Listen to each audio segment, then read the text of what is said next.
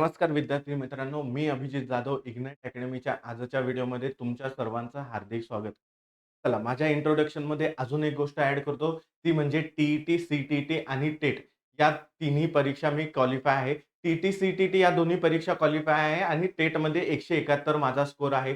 आता टी-ई-टी परीक्षा मी पहिल्याच प्रयत्नात क्वालिफाय केली होती. आता ते नेमकं कसं केलं होतं, माझी कोणती स्ट्रॅटेजी होती आणि तुम्ही कोणत्या स्ट्रॅटेजीने अभ्यास करायला पाहिजे, या सगळ्या गोष्टी आपण आजच्या व्हिडिओमध्ये डिस्कस करणार आहे. चला, पहिला प्रयत्न 100% यश मिळवायचं आहे, तर हा आजचा व्हिडिओ शेवटपर्यंत तुम्ही बघायला पाहिजे. यामध्ये 5 टप्प्यांची सिद्ध रणनीती जी आहे, ही मी तुमच्यासोबत डिस्कस करणार आहे. आता हे 5 टप्पे टप्पे जे आहे नेमके कोणते-कोणते आहे, तर याच्यामध्ये सुरुवात तुम्ही कशी करायला पाहिजे, अभ्यासक्रम डिकोड कसा करायचा आहे, रणनीती काय वापरायला पाहिजे, नोट्स कशा बनवायला पाहिजे, त्यानंतर सातत्यपूर्ण अभ्यासासाठी कोणती गोष्ट महत्त्वाची आहे, सराव विश्लेषण कसा करायचा आणि काही अतिरिक्त टिप्स जे आहे, मी तुम्हाला व्हिडिओच्या शेवटीला देणार आहे. त्यामुळे व्हिडिओ सर्वांनी शेवटपर्यंत बघायचा आहे. व्हिडिओला जास्तीत जास्त विद्यार्थ्यांसोबत शेअर करायचा आहे, जेणेकरून तेही जे आहे एकाच प्रयत्नात जे आहे टी-ई-टी क्वालिफाय करू शकतात. त्यामुळे या ठिकाणी 3 गोष्टी ज्या आहेत तुम्ही करणं गरजेचं आहे. योग्य नियोजन करा, सातत्यपूर्ण अभ्यास करा आणि स्वतःवर विश्वास ठेवा. तुमची टी-ई-टी जी आहे 100% क्वालिफाय होऊ शकते. चला, आता पहिल्या टप्प्यापासून आपण सुरुवात करूया. टप्पा पहिल्यामध्ये काय येतं? तर टप्प्या पहिल्यामध्ये येतं अभ्यासक्रम समजून घेणे. आता अभ्यासक्रम कसा समजून घ्यायचा? यासाठी तुम्ही काय करू शकतात? YouTubeवरती सर्च मारू शकतात. कोणताही विषय असेल, बालमानसशास्त्र असेल, सर्च मारा बालमानसशास्त्र टी-ई-टी सिलेबस डिकोडिंग. तिथे जे काही व्हिडिओ येतील, इग्नाइट अकॅडमीचे भरपूर तुम्हाला व्हिडिओ मिळतील तिथे. तुम्ही त्याच्यामधनं सिलेबस डिकोड करू शकतात आणि तो डिकोड करून तुम्हाला तुमची जी नोटबुक आहे याच्या पहिल्या पेजवरती नोंद करून ठेवायचा आहे. आता याच्यामध्ये सिलेबस डिकोडिंग कसा करायचा आहे, तर प्रत्येक विषयामध्ये प्रत्येक विषयाचे घटक लिहायचे आहे आणि घटक लिहिल्यानंतर त्याच्यावर अचूक वेटेज म्हणजे या घटकावर मागील काही वर्षांमध्ये किती प्रश्न आले होते, हे तुम्हाला पहिल्या पेजवरती तुमच्या नोटबुकच्या लिहून ठेवायचं आहे. ज्याच्यामुळे तुम्हाला याचा फायदा जे आहे अभ्यास करताना नक्कीच होईल. याचा फायदा काय असतो? यामुळे अभ्यासाची अचूक दिशा तुम्हाला ठरते आणि अनावश्यक वाचन जे आहे तुम्ही टाळू शकतात. त्याच्यामुळे अभ्यासाचा पहिला टप्पा तुमचा काय असला पाहिजे? सिलेबस डिकोड करणे आणि सिलेबस डिकोड करूनच भागत नाही, तर सिलेबस जो आहे तुमचा तोंडपाठ असला पाहिजे. आता तोंडपाठ सिलेबस कसा असला पाहिजे हेही मी तुम्हाला पुढे चालून सांगतच चालेल. चला, आता याच्यामध्ये दुसरी महत्त्वाची गोष्ट येते ते म्हणजे मागील प्रश्नपत्रिका पी-वाय-क्यू. आता हे का बरं महत्त्वाचं असतं? कारण की याच्यामधनं तुम्हाला दिशा कळते. नेमके परीक्षेला कसे प्रश्न येतात आणि त्याच्यामध्ये कोणत्या टॉपिकला जास्त भर होती, हे तुम्ही तिथून अभ्यासू शकतात. त्याच्यामुळे या ठिकाणी 3 महत्त्वाच्या गोष्टी येतात. प्रश्न कसे विचारले जातात, प्रश्नांची काठिण्य पातळी किती आहे आणि कोणत्या घटकावर सर्वाधिक प्रश्न येतात. हे सगळ्या गोष्टी ज्या आहे तुम्ही पी-वाय-क्यू एनालिसिस करून समजून घेऊ शकतात. यासाठी जर तुम्हाला सर्वोत्तम संदर्भ पाहिजे असेल, तर पी-वाय-क्यूच्या तयारीसाठी इग्नाइट अकॅडमीचं सक्सेस मास्टर बुक तुम्ही पर्चेस करू शकतात. जे की मीही वापरलं होतं 2024 ला, ज्याच्यामधनं मला प्रश्नांची पातळी कळाली आणि त्या पातळीला अनुसरण करूनच मी जे आहे अभ्यासाची रणनीती ठरवली होती. त्यामुळे तुम्हाला हे सगळ्यात पहिले काय करायचं आहे, अभ्यासक्रम डिकोड करायचा आहे. कोणत्या टॉपिकला किती प्रश्न आले होते हे तिथे नोंद करून ठेवायचं आहे आणि तिसरी गोष्ट काय करायची आहे, तर तुम्ही संदर्भ पुस्तकं वापरून पी-वाय-क्यू नेमके कसे आले होते, या सगळ्या गोष्टी तुम्ही तिथून सुरुवात करू शकतात. चला, आता हा काय असतो, पी-वाय-क्यू यशाचा आरसा असतो. त्याच्यामुळे पी-वाय-क्यू कडे दुर्लक्ष करू नका. चला, आता पुढचा टप्पा येतो. टप्पा दुसरा काय येतो, तर डिकोडेड नोटबुक. डिकोडेड नोटबुकची रचना करणे. आता ही नोटबुक कशी असली पाहिजे? मी कशी नोटबुक बनवली होती, ज्याच्यामध्ये मी सगळ्यात पहिल्या पेजवर काय केलं होतं, सिलेबस लिहिला होता. त्याच्यानंतर त्यांचं वेटेज लिहिलं होतं. त्यानंतर दुसरी गोष्ट होती, की प्रत्येक टॉपिक पहिल्या पानावरती संपूर्ण अभ्यासक्रमाची यादी, अभ्यास करताना कोणता घटक पूर्ण झाला, हे सगळं ट्रॅक करण्यासाठी तुम्हाला सिलेबस लिहिणं गरजेचं होतं. मग या ठिकाणी सिलेबस लिहिला. पुढच्या पेजपासून तुमचा प्रत्येक टॉपिक चालू होईल. शॉर्ट नोट्स बनवायचे आहे. कोणताही बालमानसशास्त्र असेल, मग तुमचा टॉपिक चालू झाला असेल, की बालमानसशास्त्राच्या सुरुवात किंवा बालमानसशास्त्राच्या विविध उपपत्त्या असतील, अध्यापनावर परिणाम करणारे घटक असतील, तर प्रत्येक जे टॉपिक आहे त्याचे तुम्हाला शॉर्ट नोट्स बनवायचे आहे. मग या नोट्स कशा असल्या पाहिजे, याच्यामध्ये महत्त्वाची वाक्य तुम्ही लिहून ठेवा. याच्यामध्ये कोणत्या मानसशास्त्राच्या महत्त्वाच्या व्याख्या होतात, या तुम्ही नोंद करून ठेवल्या पाहिजे. सिद्धांत असतील, प्रतिमाने असतील, हे सगळ्या गोष्टी तुम्ही तिथे नमूद करून ठेवा. नियम असतील किंवा गणिताचे सूत्र असतील, ह्या सगळ्या गोष्टी ज्या आहेत तुमच्या प्रत्येक टॉपिक आणि टॉपिकच्या ज्या नोट्स आहेत त्याच्यामध्ये शॉर्टमध्ये लिहिलेल्या असणं गरजेचं आहे, जे की मीही केलं होतं आणि जे की तुम्हालाही करणं गरजेचं आहे. का बरं हे केलं पाहिजे? लक्षात ठेवा, स्वतःच्या हस्ताक्षरातल्या ज्या नोट्स असतात ना, या शेवटच्या दिवसातील जी तुमची रिव्हिजन असते, यासाठी तुम्हाला तुमचं सगळ्यात मोठं हत्यार असतं. त्यामुळे तुम्हाला काय करायचं आहे, या ज्या शॉर्ट नोट्स आहे हे स्टार्टिंग पासून बनवणं सुरू करा, जेणेकरून तुम्हाला रिव्हिजनच्या वेळेस जास्त एफर्ट्स तिथे घ्यावे लागणार नाही. आता अजून एक महत्त्वाची गोष्ट येते, ती काय आहे? तर 50% तुम्ही वेळ वाचवू शकतात भाषा विषयांचं कॉम्बिनेशन म्हणून. आता हे कॉम्बिनेशन कसं? मराठी व्याकरण आणि हिंदी व्याकरणाचा सोबत अभ्यास तुम्हाला करायचा आहे. आता ही गोष्ट मी केली नव्हती, त्याच्यामुळे मी तुम्हाला ही गोष्ट सांगतोय. जेव्हा मी मराठी व्याकरणाचा पूर्ण अभ्यास करून झाला, हिंदी व्याकरणाकडे वळलो, तेव्हा मला कळालं, की वर्णविचार आहे, नाम आहे, सर्वनाम आहे, क्रियापद आहे किंवा मराठी व्याकरण आहे. याचा जर मी सायमल्टेनियसली हिंदी व्याकरणाचा अभ्यास केला असता, तर माझा खूप सारा वेळ वाचला असता. त्यामुळे तुम्ही स्टार्टिंगपासूनच मराठी व्याकरणाचा कोणता घटक करताय, लगेच तोच घटक हिंदी व्याकरणाचा करा. जेणेकरून तुमचा त्या ठिकाणी वेळ वाचेल. आता स्मार्ट पद्धत काय आहे? दोन्ही भाषांचा तुलनात्मक अभ्यास करणे. आता दोन्ही भाषांच्या व्याकरणात अनेक साम्य आहेत. एकाच वेळी 2 विषयांची तयारी तुम्ही त्या ठिकाणी करू शकता. त्यामुळे ही गोष्टही तुम्ही केली पाहिजे. चला. आता पुढची गोष्ट पाठांतर करायचा नाहीये, उपयोजनावर भर द्यायचा आहे. आता नेमकं याचा अर्थ काय होतो? तर पाठांतर करू नका. गणिताचे सूत्र असतील, बालमानसशास्त्राच्या उपपत्त्या असतील, ह्या गोष्टी पाठांतर करून समजत नाही, तर ह्या समजून घ्या. कन्सेप्ट नेमकी काय आहे? त्याच्यावरती जास्तीत जास्त उदाहरणं तुम्ही काय करायचे आहे? सोडवायचे आहे. जेणेकरून तुम्हाला समजून घेण्यावर भर द्यायचा आहे. पाठांतर रट्टा मारायचा नाहीये. कारण की रट्टा मारलेल्या गोष्टी तुम्ही विसरून जाशाल. समजून घेतलेल्या गोष्टी जास्त काळ तुमच्या स्मरणात तिथे साचून राहतील. व्याकरण किंवा बालमानसशास्त्र असो, नियम नुसते पाठ करण्यापेक्षा ते कसे लागू होतात यावर तुमचा भर असला पाहिजे. या प्रकारे तुम्ही अभ्यासाचे जे आहे नियोजन केले पाहिजे. सिद्धांत जे आहे, बालमानसशास्त्र आहे, फक्त पाठ करणे गरजेचं आहे का? नाही. त्या सिद्धांताचे शैक्षणिक महत्त्व जे आहे, उदाहरणाद्वारे तुम्ही समजून घ्या, जेणेकरून तुमचा अभ्यास जो आहे योग्य प्रकारे होत राहील. टी-ई-टीमध्ये जे आहे आपले उपयोजनावर आधारित प्रश्न जास्त येतात, ज्याच्यामुळे तुमच्या संकल्पना स्पष्ट असणे अत्यंत आवश्यक आहे. त्यामुळे आपल्याला जे आहे संकल्पना स्पष्ट करणे, पाठांतर न करणे, हे 2 गोष्ट तुम्हाला स्टार्टिंग पासून करणे सुरू करा. चला. त्यानंतर टप्पा तिसरा येतो. टप्पा तिसऱ्यामध्ये काय येणार आहे? सातत्य हेच यशाचे गमक आहे. आता सातत्य नेमकं कसं असलं पाहिजे? आता मला टी-ई-टीला फक्त 2 महिने वेळ मिळाला होता. 2 महिने. 2 महिने. 2 महिन्यामुळे 2 महिन्यांमुळे मला रोजचा 7 ते 8 तास अभ्यास करावा लागायचा. ज्याच्यामध्ये मी डेली व्हिडिओ बघायचो, मग ते सोडवायचो किंवा YouTubeवरतीच खूप साऱ्या गोष्टी सर्च मारून काय करायचो, अभ्यास करायचो. त्यामुळे मला इथे जास्त वेळ लागत होता. तर तुम्हाला काय करायचं आहे, आपल्याला आता 80+ दिवसांचा वेळ भेटलेला आहे. मग या 80+ दिवसांमध्ये आपल्याला योग्य रणनीती वापरायची आहे.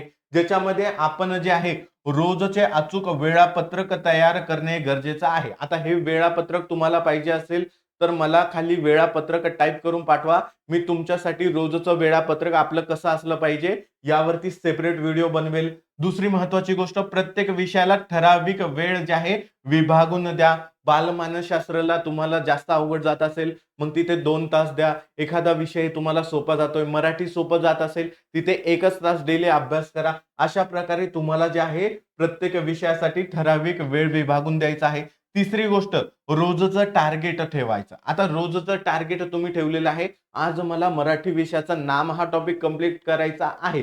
तर नाम टॉपिक कंप्लीट झाल्याशिवाय मी जे आहे अभ्यासातून उठणार नाही. त्याच्यामुळे टार्गेट बेस्ड अभ्यासाची तुम्ही सवय लावली पाहिजे. आणि चौथी महत्त्वाची गोष्ट, अभ्यासात एकही दिवस तुम्हाला आता खंड पडू द्यायचा नाहीये, गॅप होऊ द्यायचा नाहीये. परीक्षेला आपल्याला 80 ते 85 दिवस शिल्लक आहे. त्याच्यामुळे तुम्ही वारंवार टी परीक्षेचा अभ्यास करत बसू नका. एकाच प्रयत्नात टी क्वालिफाय झाली पाहिजे. अशा प्रकारे आपण अभ्यासाचं नियोजन करा आणि हे 80-85 दिवस चांगल्या प्रकारे अभ्यास जे आहे आपण डेली करणार आहोत. परीक्षेच्या आधी 2 महिने धावपळ करण्यापेक्षा रोजच्या सातत्याने आत्मविश्वासही तुमचा वाढेल आणि जे आहे तुम्ही लवकरात लवकर टी क्वालिफाय होऊ शकाल. चला आता पुढची गोष्ट. टप्पा चौथा मध्ये काय येतं? डेली टेस्ट सोडवणे. आता तुम्ही एखादा टॉपिक जे आहे कंप्लीट केला, नाम टॉपिक तुम्ही कंप्लीट केला किंवा सर्वनाम टॉपिक तुम्ही कंप्लीट केला. त्याच्यानंतर तुम्हाला काय करायचं आहे? त्याच्यावरती पीवायक्यू कसे आले आहे? पीवायक्यू कसे आलेले आहे?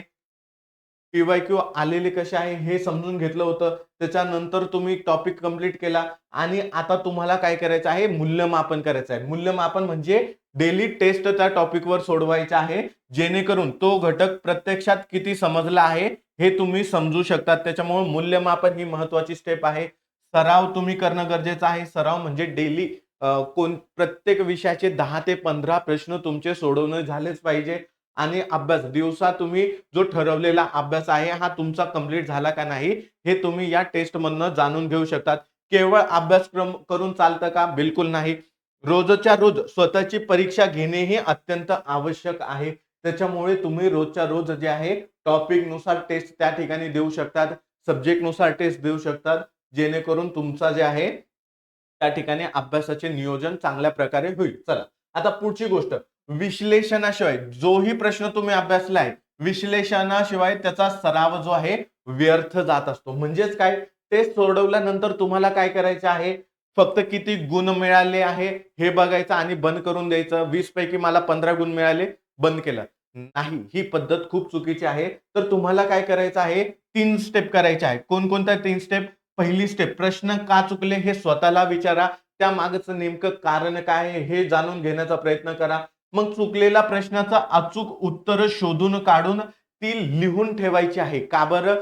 जेणेकरून लिहून जेव्हा तुम्ही घेता कोणती गोष्ट, तर तुमचा त्याच्यातून जास्त सराव होतो आणि लिहिलेली गोष्ट जी आहे जास्त काळ आपल्या स्मरणात राहत असते. त्याच्यामुळे दुसरी गोष्ट तुम्ही ही करा आणि तिसरी गोष्ट काय करायची आहे?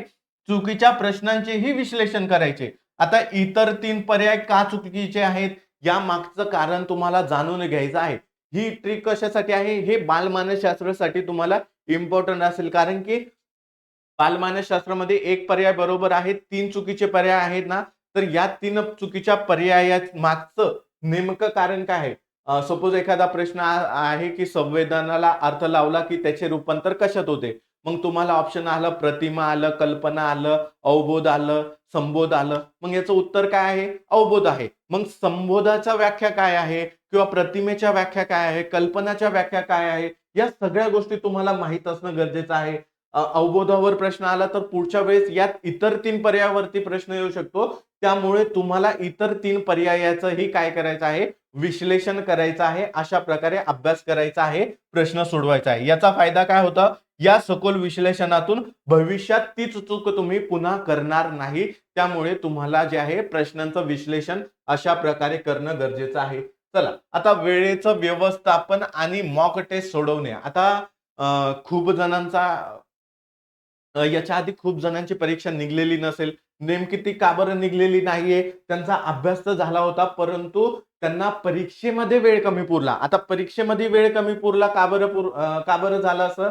तर त्यांनी जे आहे सराव केला नाही फुल लेंथ मॉक टेस्टचा. त्याच्यामुळे तुम्हाला काय करायचं आहे? ही मॉक टेस्ट जे आहे सोडवणं सुरुवात करायची आहे. आता ही कधी सोडवली पाहिजे तुम्ही? तर परीक्षेच्या बरोबर 1 महिना आधी मॉक टेस्ट सोडवायला सुरुवात करणे गरजेचं आहे. जेणेकरून जे आहे तोपर्यंत तुमचा सिलेबस झालेला असेल आणि तुम्हाला फक्त तिथे प्रॅक्टिसची गरज असणार आहे. त्यामुळे 150 प्रश्न 150 मिनिटात कसे सोडवायचे यासाठी तुम्हाला व्हिडिओ पाहिजे असेल तर तोही व्हिडिओ मी तुमच्यासाठी बनवेल. त्यासाठी मला कमेंटमध्ये टाका 150 प्रश्न 150 मिनिटं याच्यावरतीही मी तुम्हाला व्हिडिओ आणेल. आणि त्याच्यामध्ये वेळेचं व्यवस्थापन परीक्षेत कसं केलं पाहिजे हे तिथे आपण डिस्कस करूया. चला आता हे कसे करायचे आहे, पूर्ण वेळ लावून टाइमर लावून तुम्हाला पेपर सोडवायचा आहे. प्रत्येक प्रश्नाला बरोबर 1 मिनिट तिथे द्यायला पाहिजे तुम्ही आणि जे आहे परीक्षेत वेळेचं व्यवस्थापन योग्य प्रकारे करता येईल. चला आता याचा फायदा काय आहे, मॉक टेस्टच्या सरावामुळे परीक्षेत दबावात प्रश्न सोडवण्याचा वेग आणि अचूकता वाढत असते. त्याच्यामुळे आपल्याला फुल लेंथ मॉक टेस्ट जे आहे 1 महिना आधीपासून देणं सुरू करायचे आहे. चला आता पुढचा टप्पा येतो. पुढच्या टप्प्यामध्ये काय आहे की विषयनिहाय अचूक संदर्भ. आता नेमकी कोणती संदर्भ पुस्तके तुम्ही वाचली पाहिजे याच्यासाठी जेव्हा तुम्ही सिलेबस डिकोडिंगचे व्हिडिओ बघणार आहात YouTubeवरती, त्याच्यामध्ये सगळ्या फॅकल्टीने त्यांच्या विषयांसाठी कोणकोणते संदर्भ पुस्तकं तुम्ही वापरली पाहिजे हे ऑलरेडी सांगितलेलं असेल. त्याच्यामधनं तुम्ही डिकोड करा, ज्याच्यामधनं तुम्ही ते संदर्भ पुस्तकं वापरू शकतात. आता मी तुम्हाला काही पुस्तकं सांगतो जे मी वापरले होते. बालमानसशास्त्रासाठी डी-एड, बी-एडचे हे जे बुक्स आहे हे तुम्ही वापरू शकतात. डी-एड, बी-एडच्या बुक्स मधनच आपले जास्त करून प्रश्न फॉर्म होत असतात टीईटीचे. त्यामुळे तुम्हीही ते प्रश्न तिथून अभ्यासू शकतात. त्याचप्रमाणे तुम्हाला जर अजून एखादं संदर्भ पुस्तक पाहिजे असेल तर इग्नाइट अकॅडमीचं बालमानसशास्त्राचं शेळके सर आणि ढाके सर यांचं बुक तुम्ही वापरू शकतात. कारण की डी-एड आणि बी-एडचे खूप सारे पुस्तकं आहे, एवढे वाचणं शक्य नाहीये. त्यामुळे तुम्ही तिथून बालमानसशास्त्राचा अभ्यास करू शकतात. त्यानंतर गणिताचा अभ्यास करण्यासाठी तुम्ही 5वी ते 8वीचे जे स्कॉलरशिपचे बुक्स आहे हे रेफर करू शकतात. कारण की 5वी-8वीचे जे स्कॉलरशिपचे बुक्स आहे तिथूनच आपले खूप सारे प्रश्न रिपीट पण होत असतात. त्यामुळे तुम्ही गणित असेल किंवा मराठी असेल, मराठीचेही प्रश्न तिथून रिपीट झालेले बघायला मिळतात. त्यामुळे या 2 विषयांसाठी तुम्ही जे आहे त्याचे 5वी आणि 8वीचे स्कॉलरशिपचे बुक्स वापरू शकतात. आता इतर जे विषय आहेत त्यांच्यासाठी कोणते बुक्स वापरायला पाहिजे? तर इतर बुकसाठी 1 ते 5वीचा ज्यांचा अभ्यास आहे म्हणजे ज्यांना टीईटी पेपर 1 द्यायचा आहे, पेपर 1 वाल्यांसाठी 1 ते 5वीचे जे बालभारतीचे बुक्स आहे 1 ते 5वी प्लस याच्यात 8वी पर्यंत तुम्ही ऍड करून घ्या. 8वी पर्यंतचे जे बालभारतीचे पुस्तक आहे, बालभारती म्हणजे आपले जे शाळेतले मुलं आहे, शाळेतल्या मुलांचे जे बुक्स आहे हे तुम्ही तिथे वापरू शकतात इतर सगळ्या सब्जेक्टसाठी. आणि ज्यांचा पेपर 2 आहे, पेपर 2 वाल्यांनी 1 ते 10वीचे पुस्तकं वापरणे तिथे गरजेचं आहे. 1 ते 10वीचे. इथे 1 ते 8वी वापरा. 8वी. चला या 2 गोष्टी तुम्ही लक्षात ठेवू शकतात. चला आता या व्यतिरिक्त जर तुम्हाला पी-वाय-क्यूचा अभ्यास करायचा आहे, तर मी पी-वाय-क्यूच्या अभ्यासासाठी इग्नाइट अकॅडमीचं सक्सेस मास्टर नावाचं बुक वापरलं होतं. ज्याच्यामध्ये प्रत्येक विषयाच्या घटकानुसार जे आहे प्रश्न होते, ज्याच्यामुळे मला नेमकं कोणत्या विषयाला, कोणत्या टॉपिकला किती वेटेज आहे हे तिथून जाणून भेटलं होतं. त्यामुळे तुम्हीही हे बुक परचेस करू शकता. तुम्हालाही याचा 100% फायदा होईल. चला आता पुढची गोष्ट. शेवटच्या 15 दिवसात नेमकं काय करायला पाहिजे आणि काय नाही करायला पाहिजे ह्या एक्स्ट्रा काही टिप्स आहेत जे मी तुम्हाला देणार आहे. चला याच्यामध्ये काय करू नये ही गोष्ट लक्षात ठेवा. नवीन काहीही वाचायचं नाहीये. नवीन पुस्तके उघडू नका. यामुळे तुमचा काय होईल, गोंधळ होईल. त्याच्यामुळे नवीन काहीच करू नका. जे तुम्ही केलेलं आहे त्याच्यावर रिव्हिजन करा आणि जास्तीत जास्त जे आहे मॉक टेस्ट सोडवा त्या टाइमामध्ये. जास्तीत जास्त सराव करा, प्रॅक्टिस करा आणि वेळ वाचवण्याचा प्रयत्न करा. मग तुम्हाला काय करणं गरजेचं आहे, तर तुम्ही स्वतः बनवलेल्या ज्या शॉर्ट नोट्स होत्या, आता शॉर्ट नोट्स कशा बनवायच्या मी तुम्हाला ऑलरेडी व्हिडिओमध्ये सांगितलेले आहे. त्या शॉर्ट नोट्स तुम्ही जास्तीत जास्त वाचा जेणेकरून तुमची तिथे रिव्हिजन होईल. याच प्रकारे अजून कोणती गोष्ट करू शकतात, तर अजून तुम्ही महामॅरेथॉन करू शकतात. महामॅरेथॉन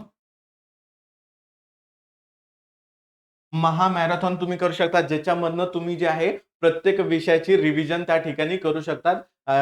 यापैकी एक महामॅरेथॉन मीही केली होती मराठीची. मी सगळ्याच महामॅरेथॉन केल्या होत्या, पण मराठीचा संदर्भ यासाठी देतोय कारण की मराठीची महामॅरेथॉन करून मला 30 पैकी 27 गुण आले होते. त्याच्यामुळे तुमचाही त्याला खूप फायदा होईल. तुमचाही त्याच्यामध्ये फायदा होईल. त्यामुळे तुम्हाला ही गोष्ट मी सांगत आहे. चला, महामॅरेथॉन तुम्ही करू शकता शेवटच्या 15 दिवसामध्ये.